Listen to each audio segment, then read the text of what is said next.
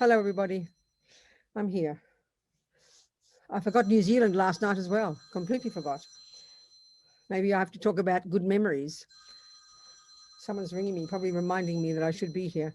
So hello, everybody. Please forgive me. I'll just have to talk faster, that's all, to make up for lost time. Okay, you people, what do you want to talk about? What's on your mind, everybody? What's on your mind? What's on your mind? Anything? Please, somebody tell me. What's on your mind today? Anything at all. Maddie, what's on your mind today, babe? Come on, tell me. Just trying to keep going. Okay, that's it. Maybe that's the topic. Thank you. It's called enthusiasm.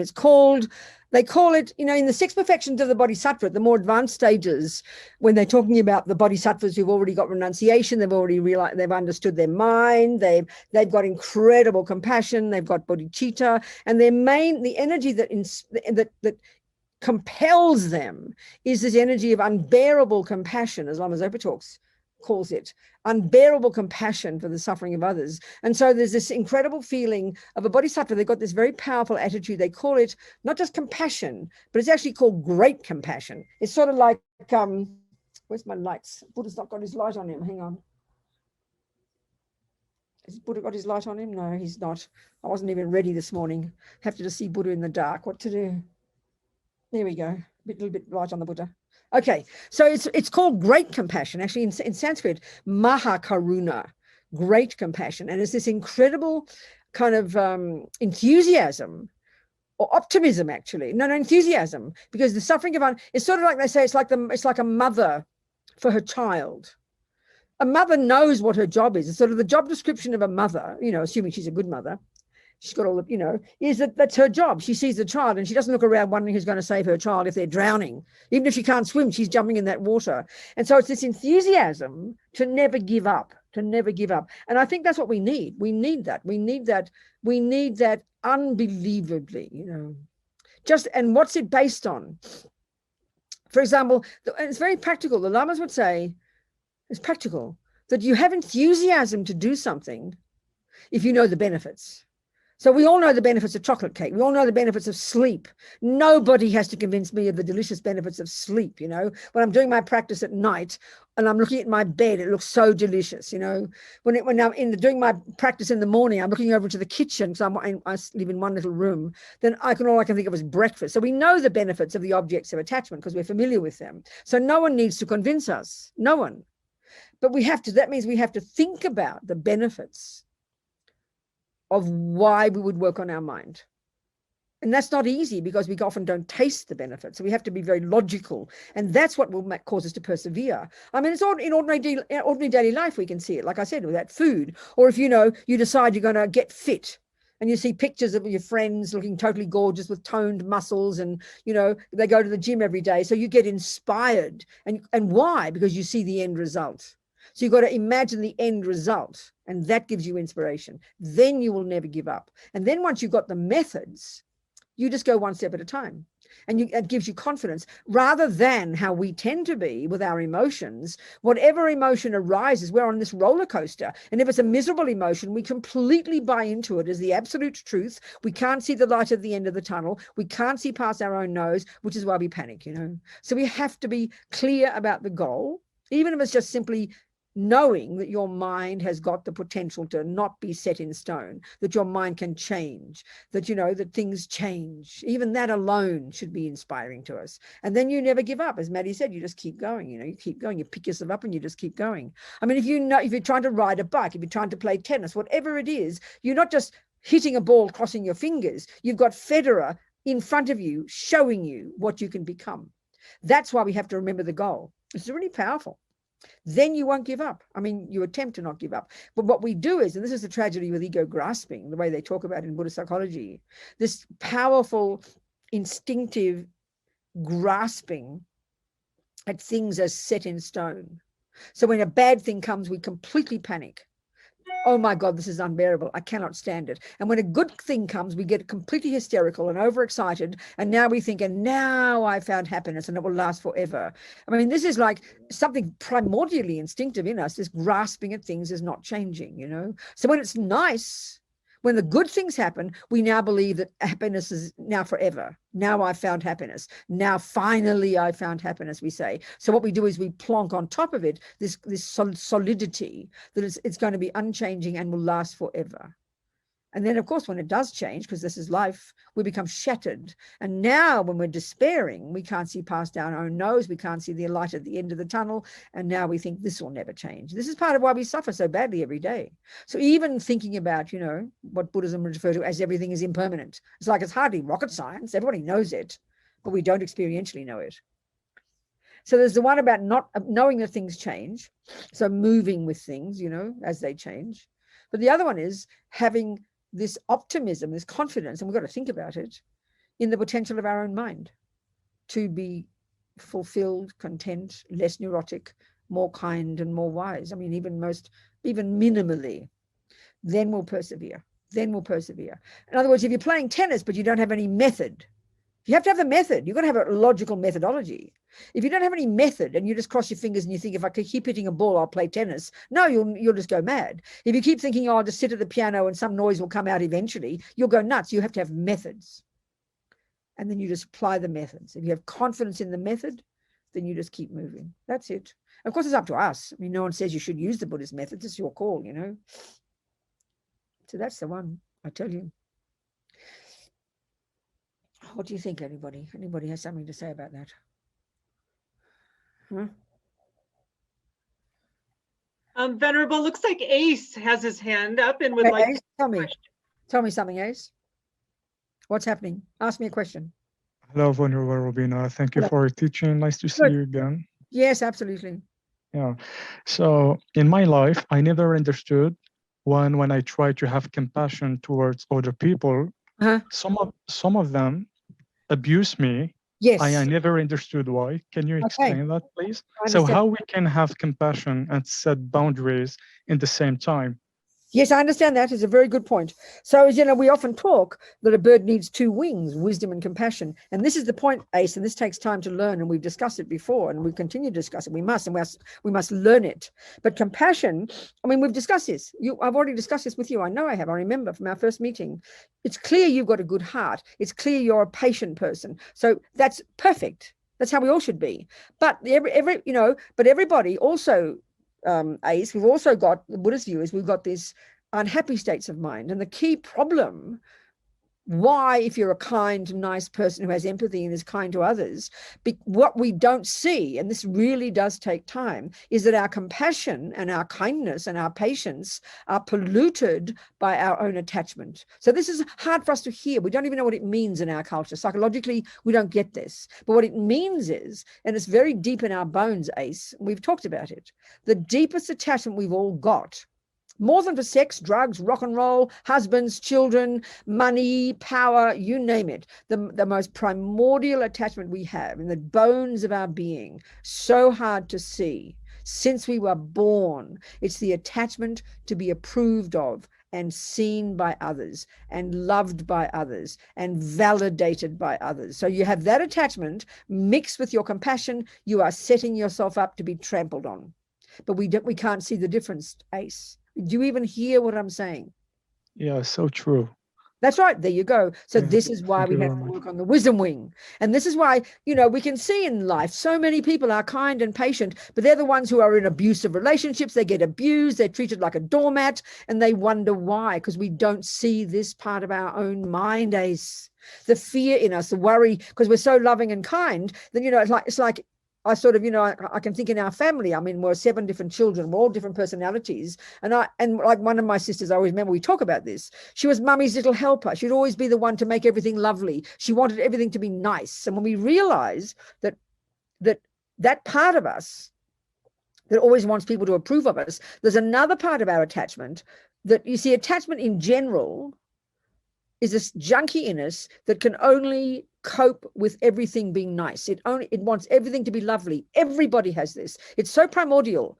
But attachment in its nature wants everything to be nice. We want the nice sound, the nice smell, the nice taste. We want everything to be lovely. So when attachment to things being lovely doesn't get what it wants, when there's trouble, let's say, then the nice person will leap in and try to make everything nice. They try to placate everybody and make everything nice. It looks like kindness, but also it's actually coming from attachment, because it causes us to manipulate people to make things all nice, because a person who's got a patient personality can't stand problems. So if there's shouting and yelling, all they want to do is make it all go away. All this is quite subtle, Ace. We've got to look into our minds quite deeply, and it takes time to unpack these layers. Attachment is very multifaceted. It's got many aspects, and it's because we have this attachment to being seen and loved. We have attachment to have everything lovely. We want attachment to get what I want. It's very subtle. We don't see it, especially if we've got a nice aspect. You're a nice, friendly, kind person. So it's very hard to see this part of us, and we have to keep looking, because if we only had love and compassion and didn't have attachment or anger or jealousy or despair, we would never suffer. This is a really key way that Buddhist psychology just talks about, and this is quite different from the way we talk in modern psychology. So just have to keep looking into our minds, Ace, practicing every day, learning from our experience, Thank you very much. Really good point, That makes sense. We've all got it to one degree, but this stuff takes time to see. It's quite primordially deep inside all of us, and we have to learn from our experiences. And that's why we need some daily practice every day, a little bit of practice in the morning, a little bit of practice at night. We kind of train our minds to pay attention during the day, so we can learn to navigate our own mind. It's very, very deep inside us. It's a good point, Ace. Thank you. Thank you very much, Robina. Good. Thank you. What else, people? How are you, Kimberly? How are you going? You doing well? Yes, I'm doing well, Venerable Robina. I hope you'll forgive me for needing to lie down during our classes. Yes. Yeah, I understand. Otherwise, respectfully, I would sit up, but I do the best I can. Thank you for asking. I actually was very interested in what you just had to say about attachment and wanting everything to be nice. Yes. I feel like I'm just coming into awareness of a lifetime super chronic pattern of thinking that I'm just so nice. And it really is fear. It's a fear-based need to have the environment and the people around me happy, served, and peaceful. And I know that I'm not born necessarily of my parents. My mind isn't. But I do come from a background, a family that was, one of the members was kind of dangerously explosive. And Yes. I think I've really honed my skills as like a neurotic, like peacemaker. And right. Exactly, darling. You understand, Kimberly. So it's so fascinating, this part. You see, the part that's hard for us to hear this is because the Buddhist view is always making this distinction. And this is the part that's most difficult for us, because it's not the materialist model of the mind. It's that we've got these neurotic, I-based, fear-based, deluded states of mind.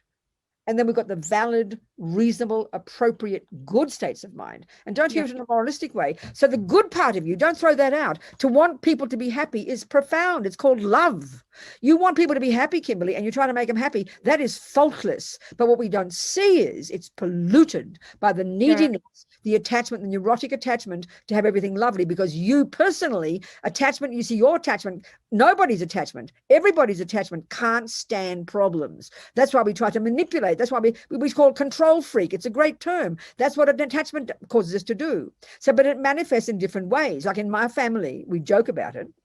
When this sister who was always the peacemaker, she'd always she'd be a worrier. She'd worry, well, what if Daddy came home drunk, and if did this, and if Daddy comes home drunk, then I'll get Mummy to be in her room, and I'll make sure Rabina's out of the way, and I'll get Janet to do this and Julie to do that. She wanted to control everything because her attachment couldn't stand the fighting. Whereas someone like me, I never worried. And if there was a fight, I'd be jumping in the middle of it and think, what the hell's going on? We have different aspects, like my father was a bad driver. My mother would always worry about it. I didn't worry. We've got different personalities. personalities, you know. But so I wasn't afraid of violence. I mean, I've got a kind of personality like that. It didn't worry me. So then we've got different aspects. The way our attachment works is different. But attachment is this neediness in us to have things the way we want them to be. And then we mix that with our good side. So you're probably a mummy's little helper, kind, good Kimberly. Don't put that part of yourself down, but see how your attachment to be a nice girl and attachment to make everything lovely polluted it. A variation of what I was saying to Ace. Yeah. This is where we need real awareness, because this attachment and this goodness are right side by side, and we almost can't tell the difference. And that's where even you could say, in my type of personality, where if I'd look like you looked like a kind, nice person, I would look like an angry person, but maybe I was just being very direct, but I wasn't necessarily being angry, but that can be scary. I mean, that probably, you know, maybe I maybe identify with your aggressive family member, you know? Yeah. So it's quite subtle, this stuff, but we've got to see that attachment is so primordial. It's such a simple word, and the way we use it in our culture is nothing like the way Buddhism uses it. It goes to really subtle degrees. And if we have any suffering, it is because of attachment. This is the part that's so shocking. That's why to learn the Buddhist psychological model first, very clear theoretically, is very powerful as a grounding for then observing our mind. Because you cannot suffer if you have love and compassion. It is an impossibility, but we have to suffer if there's attachment, because attachment gives rise to anger, which gives rise to all the other rubbish. And they're all neurotic, fear-based and I-based. If they were mainly prevailing and you didn't have much love and compassion, you'd be a psychopath, basically. Yeah. I mean, this is where it's really hard to distinguish between these different voices in our head, you know, and we trick ourselves as well, you know. This is where it demands a lot of integrity, a lot of clarity, a lot of focusing every day and learning to see our minds and have integrity and to take responsibility for what's there. It's very interesting. Yes, Maddie. Thank you. Yes, Venerable. If we have, say, we have like a loved one who's going through extreme hardship, Yes. and they're open and receptive to our compassion, and we're Okay. able to help them. Yes. Whose business is that? Does that, if you can help them, should that Uh-huh. be anybody else's business, or should you just do your best to help that person so that they can help themselves? I don't get the part. It's absolutely your job. If a person wants your help and you can help, then do it. But what do you mean by other people's business? What did you mean by that? I got that part. Say, for instance, it's a sibling. Yeah. And they're experiencing extreme hardship. Sure, exactly. And I know about this, but my parents are not aware Oh, of this. okay. No. Okay, this is where we got to really, I mean, almost like being someone's friend is almost like being a person's therapist. You've got to have some kind of real sense of respect for that person's what they know, what they want to be known. I mean, this is part of the problem with families, you know, that I don't know idea what your family person is, but let's just say it's your brother who's an alcoholic. Let's just pretend.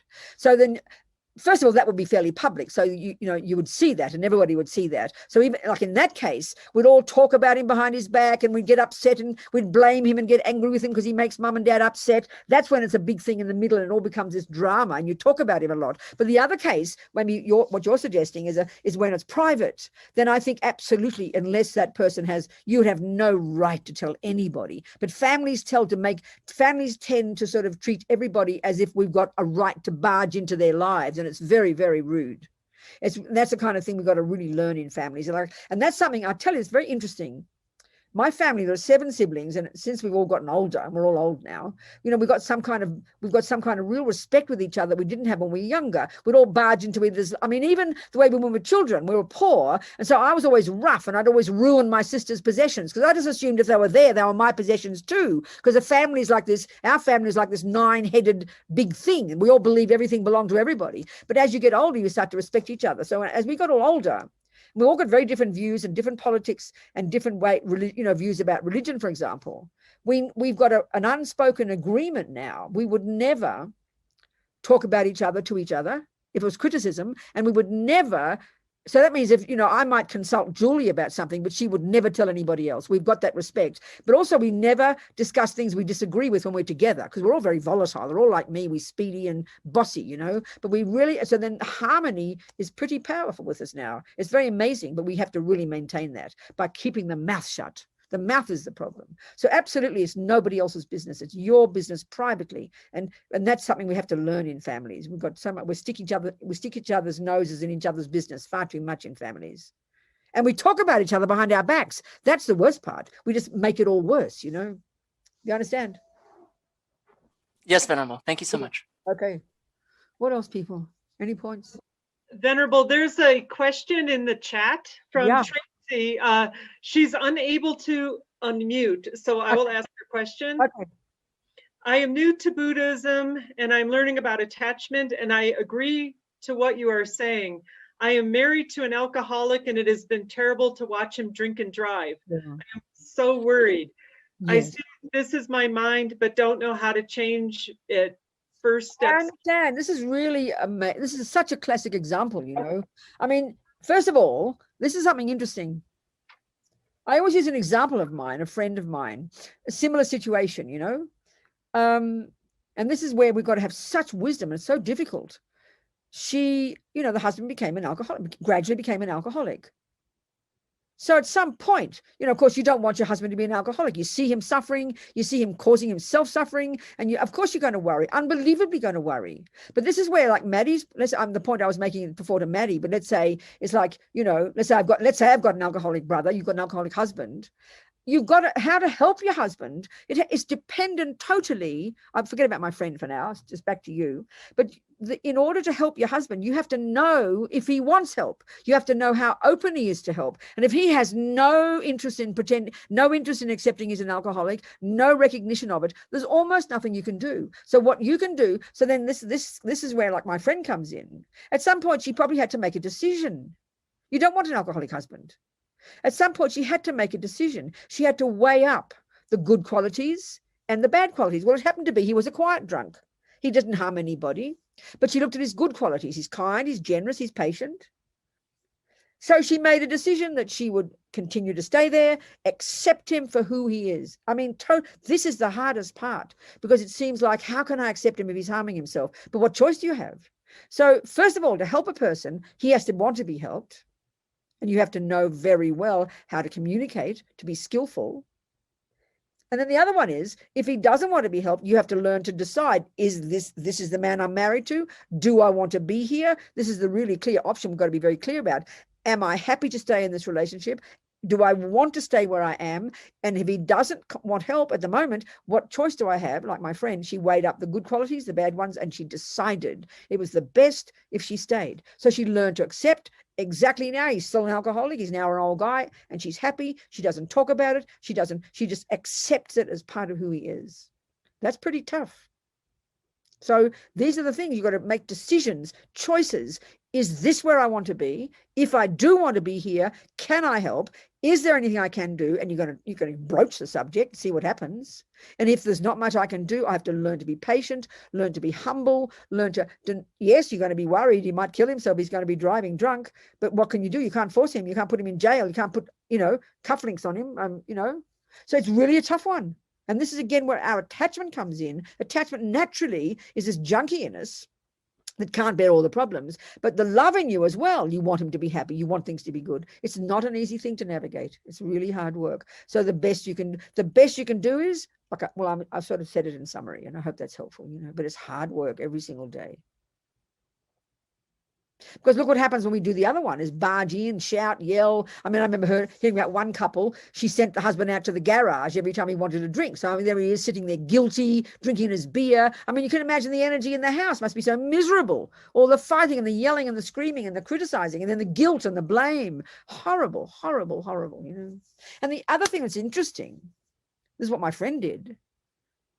What we tend to do is we paint the person with one brush. So, oh my God, my husband's an alcoholic. I'm not trying to say you're doing this. And all you see is an alcoholic. You paint him as an alcoholic. It's like his middle name.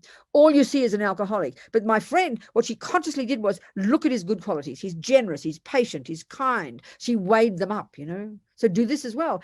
Look at that. This man. You love this man. Look at the good qualities that are still there. And when you're with him, speak to those qualities. Don't speak to the alcoholic in him. This is really powerful, I tell you. It's very important. I hope that's helpful. Anything else there, Mary? No. What else then, people? Anybody? Can I ask a question? Who? Who Hi, is it? Hillary, hello, sweetheart. Talk to me. Venerable Robina, good to Yeah. see you. Thank you. My father, I had a rough childhood with him. He has mental health issues. He's a narcissistic person. I've forgiven him. I love him. Yes, amazing. He's still a difficult person. And Right, exactly. I don't want to cut him off. But dealing with him feels like a porcupine, handling a porcupine. Yes, exactly. I need help with the way I view him. And what you said about painting with a single brush Yeah, made a lot of sense. That's it, Hillary. Okay, so right now, this second, how about telling us some of this man's good qualities? Tell us some of his good qualities.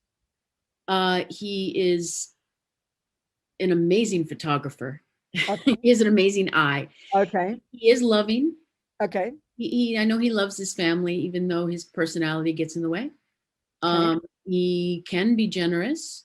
Okay. Has he got good ethics? He doesn't steal, lie? No.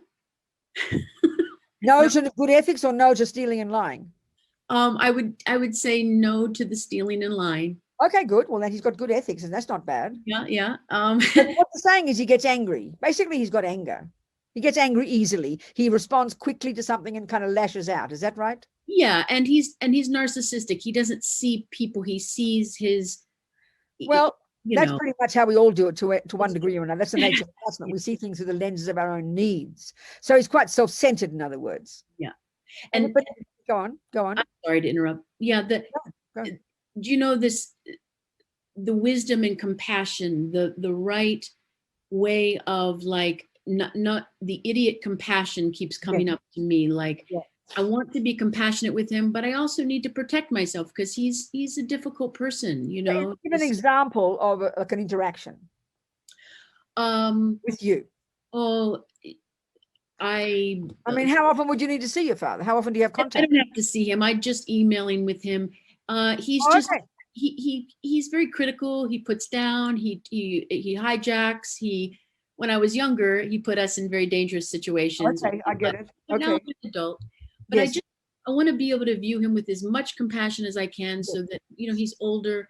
That's right. To communicate with him. Yeah. Best I can. The real work then. So you see your father, you see his good qualities, you do want him to be happy, you have forgiven him. 99% of the work you've done, baby. So your job every day is like playing tennis with somebody who's bashing balls at you. What we tend to do is say, stop hitting those heavy balls at me. We want the tennis player on the other end of the court to behave the way we want. So that's because your attachment. So you have to see it as a challenge for you every time your attachment doesn't get what it wants. Every time he bashes a ball at you, this is a test for you to learn to play tennis well. So the work is completely yours to learn to accept what he gives you and see that if you can't accept it, that's because your attachment wants him to be nice. Basically, honey, that's how it is. That's the narcissistic part of us, which is attachment. Your attachment, because you see, this is the part, because you do love him and you have forgiven him. So you then sort of hope he's going to damn well respond now and start being nice to you, but don't expect that.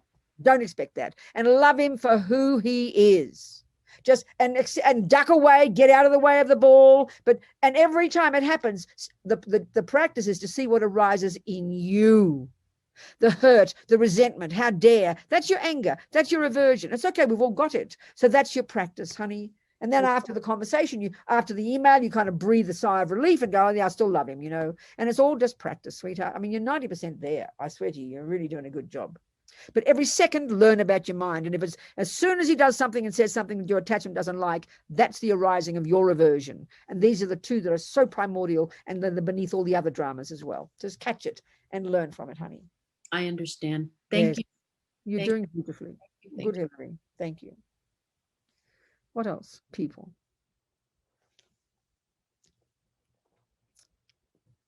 Mary, any more questions in the little box there? No. Well, so there's, So patience is something very interesting. Patience is something that I think for us is like a dirty word. Patience sounds terrible. Patience for us is like gritting your teeth, and waiting for that horrible thing to go away. Patience, I really think we mistake it for passive aggression. That's not patience. Actually, patience is a really brave attitude. And it's not, it's just in Hillary's example. It's just patience is that the second attachment doesn't get what it wants, you actually not, what happens is instantly, it's like we used to have snails when we were children, and I'd notice their little, as soon as you touch it, their little things would go in, you know, the little seem to have antennas, these little snails. And as soon as you touch it, the little antenna would go in. Instantaneously, attachment doesn't get what it wants. Instantaneously, Hillary's even reading her father's email, and suddenly and this is the thing that we don't see. This is what we can't see, that this attachment in us is not as if it pops up every now and again. It's actually existing in our mind. It's Ace's point as well. It's existing in our mind at the level of a very deep assumption. An assumption every second that I must only get the nice things. This is how deep attachment is. It's not just like, ooh, I love chocolate cake, you know. It's an assumption there. So the second Hillary reads that word from her father, what she's got to see, like all of us, is that the assumption in her mind was she wanted only the nice words. So then that second attachment didn't get what it wanted. That's the arising of aversion, depending on the personality, depending on how strong that is. So that's when patience kicks in. That's the practice. And we've got to do it consciously. Is actually, that's like the best tennis player. When that rough ball comes, they're so disciplined, no matter how heavy the ball is, how difficult, they've got the tools to use it and send it right back to the other guy at the end of the court. And that's what patience is. Patience is not just kind of, oh, I'm going to put up with this. Patience is greeting that ugly thing and turning it around, welcoming it. And then you learn that use the tools. That's why you see, like, I love tennis as an example, because it's just two people and you can see their personality is so naked. There's this Australian tennis player. He was like this genius tennis player, Kyrgios. Can't think of his name. He was young, but he's got this unbelievable temper, unbelievable pride. The moment, you know, he can be an absolute genius. He beat Federer one time, he beat what's his name, Nadal another time, an utter genius. But he's got this child's personality, like infantile. As soon as his attachment doesn't get what he wants, he has tantrums, he throws his rackets, he gives up, he collapses. It's like, in other words, he's got attachment and aversion in bucket loads. He's got this arrogance that he's the best tennis player on the planet. And then when he starts to get beaten, he collapses and gets angry. He can't cope with anything that attachment doesn't want. Join the universe, people. So this patience is not just passive.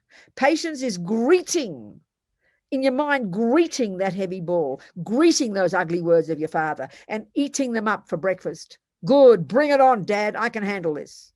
And then you start, and it's very brave to be patient. It's not passive. It's absolutely the opposite to passivity. It's a courageous mind, but you've got to catch your mind that instant. The instant attachment didn't get what it wanted. And then you greet it. That's a more advanced practice. They teach it in the Mahayana path, as they call it, transforming problems into happiness. It's a more profound level of practice. The very first level of practice is at least control your body and control your speech and don't kill your husband, you know, or don't kill your father.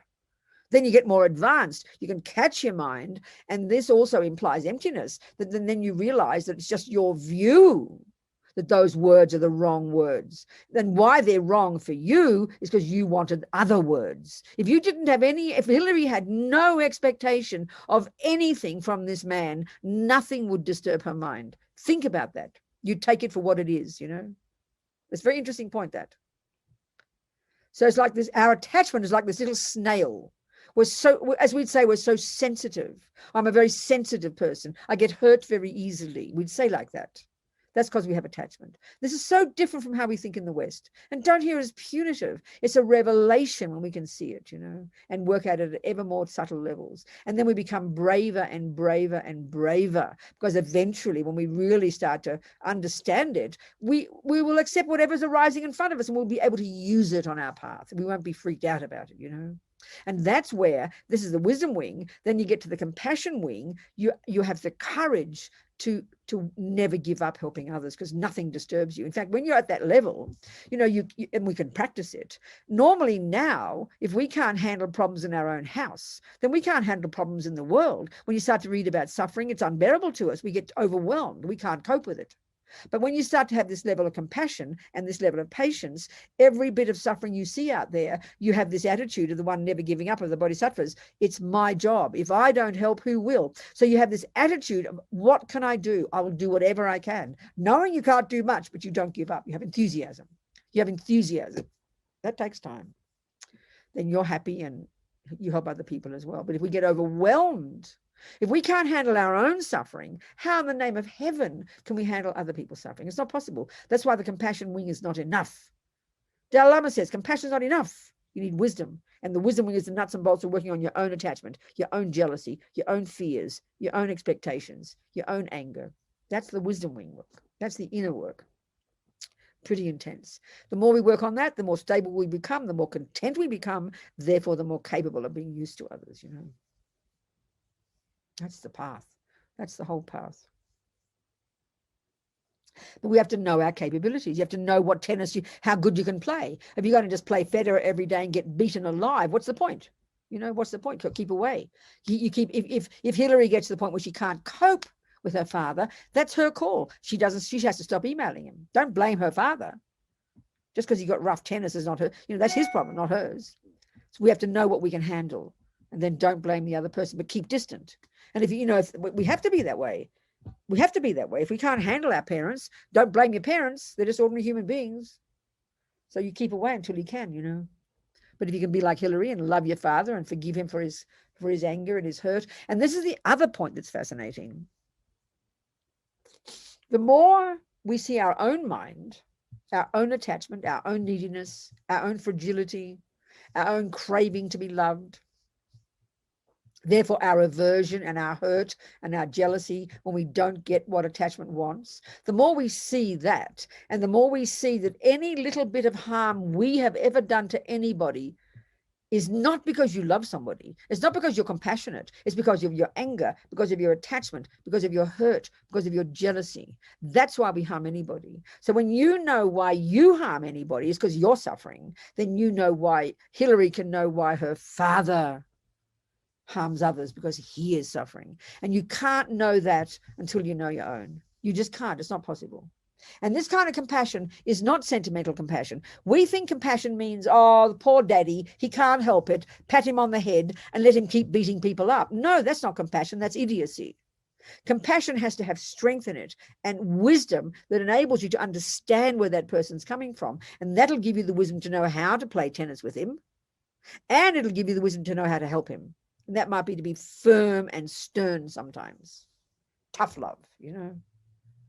Like just because you have compassion for a snake doesn't mean you pat the little snake on the head and say, oh, little snake can't help it. It'll eat you and it'll poison you.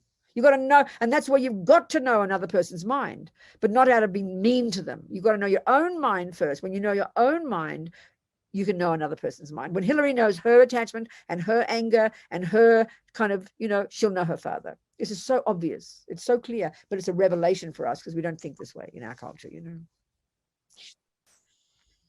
Yeah. So keep working, keep navigating.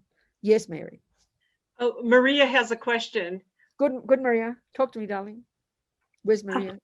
Hi, I'm here. Hello, sweetheart. Robina. Talk to me. How are you? My question is, how do we handle the fine line between not giving up and this resilience, you know? Yes, exactly. I know, darling. I know.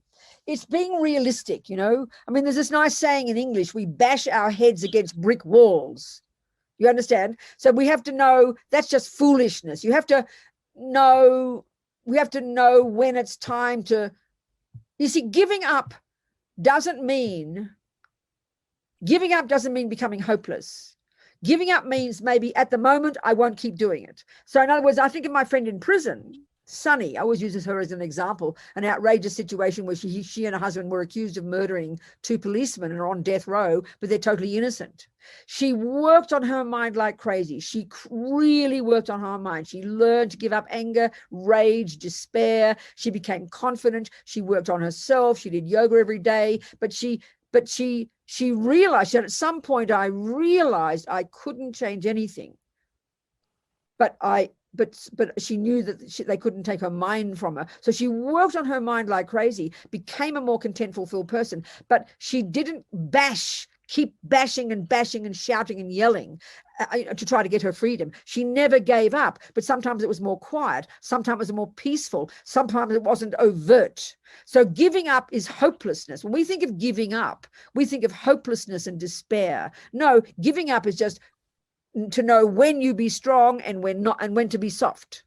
you be more skillful. But in the end, you're never giving up, but you're using different methods. Sometimes, you know, with anybody, with your husband, who, if he's an alcoholic, let's say, you might have a direct conversation with him one time, which will look very aggressive. Another time you'll be loving and kind, but all the time you're always wanting to be doing something, but you're using different methods. So giving up is not despair. Giving up and then being resilient at the same time. So that's what I'm saying about Sunny. She looked like she was just sitting there doing her yoga every day because she realized she couldn't change anything, but she wasn't giving up. She was being resilient all the time, always confident, always trying to find a method.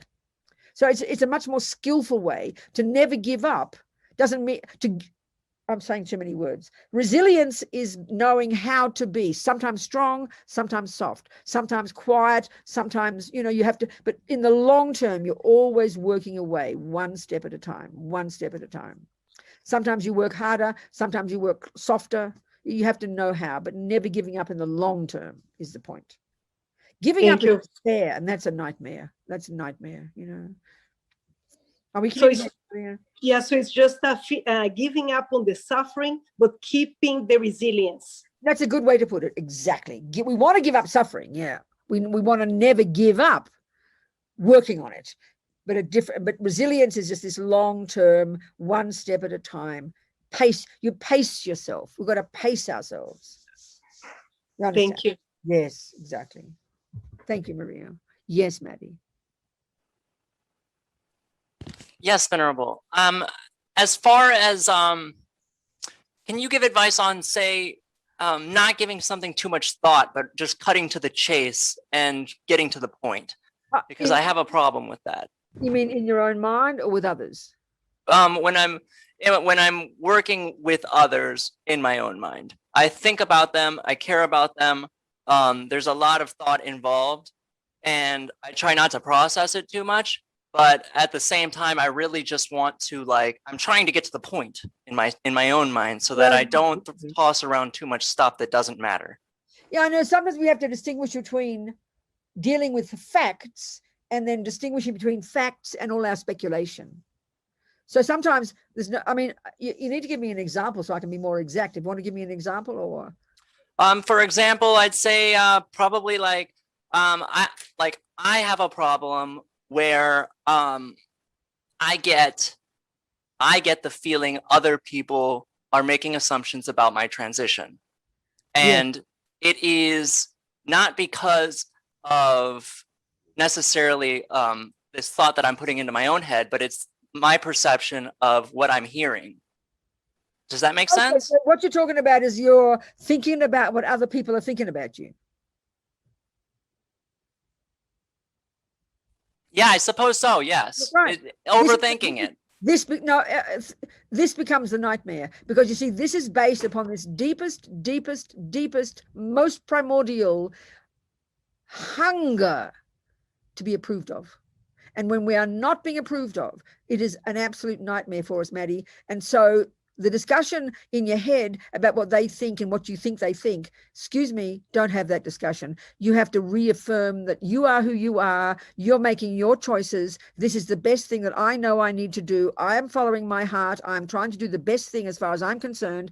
And if other people don't like it, that's their problem. A variation of that thinking is the thinking you need to do. You go, that's what becomes paranoia and insanity, because that's all we are desperate. Everybody on the planet, when we start to realize this hunger to be approved of is behind much of our suffering, it's a revelation. Walking down the street, a person who's self-conscious thinks a person's thinking they're doing something. You on the road driving and a car behind you toots their horn, you have a mental breakdown, and it's a stranger who dares to indicate they don't like us. We go mad, Maddie. So that is not the thinking to involve. You have to reaffirm yourself. So if someone says criticism, go, okay, let me listen to it. Are they correct? No, they're not correct. I'm doing what I have to do based on my integrity and my sense of ethics and my choices. So this is who I am, and you keep moving, and that's it. Don't go into what other people think. That's not the conversation to have. Reaffirm what you're doing. And if you are making a mistake, well, then learn from it. That's the only way to go. Otherwise, it's insanity. Thank you, Venerable. Thank you so much. It's the hardest one on the planet, darling. It's ridiculous. Yes, let's join the universe. It's okay. I told you this. I always quote this English nurse I read about, Australian nurse actually in England, wrote a book, The 5 Greatest Regrets of the Dying. She worked with the dying. And she said the greatest regret was that I didn't follow my heart, that I did what I thought other people expected of me. This is the deepest attachment we have. That's what stops most of us from even knowing what we want, not to mention following it. And so this is why we suffer so badly. I mean, this is why we suffer so terribly. I mean, you know, homophobia, sexism, racism, you name whatever ism it is horrible. But this is why we suffer, because we want people to like us. We want to be approved of. It's almost so shocking to admit it as a problem because we assume it's normal. It's the symptom of a deeply suffering person. Join the universe, people. It's a symptom of ego grasping. It's a symptom of this sense of a separate self. We're always hungry for other people to smile at me to show I must be doing a good job. That's where we go mad. We're communicating, aren't we? So be courage. I mean, the thing is, it doesn't mean I'm going to follow whatever I want to do. You might want to kill your father, Maddie. Don't do that. But you've got to know you want to kill your father. Then based on your ethics, you check, is it a valid thing to want? You see my point. Don't just follow your heart because you feel like it. That's dumb. That's nihilism.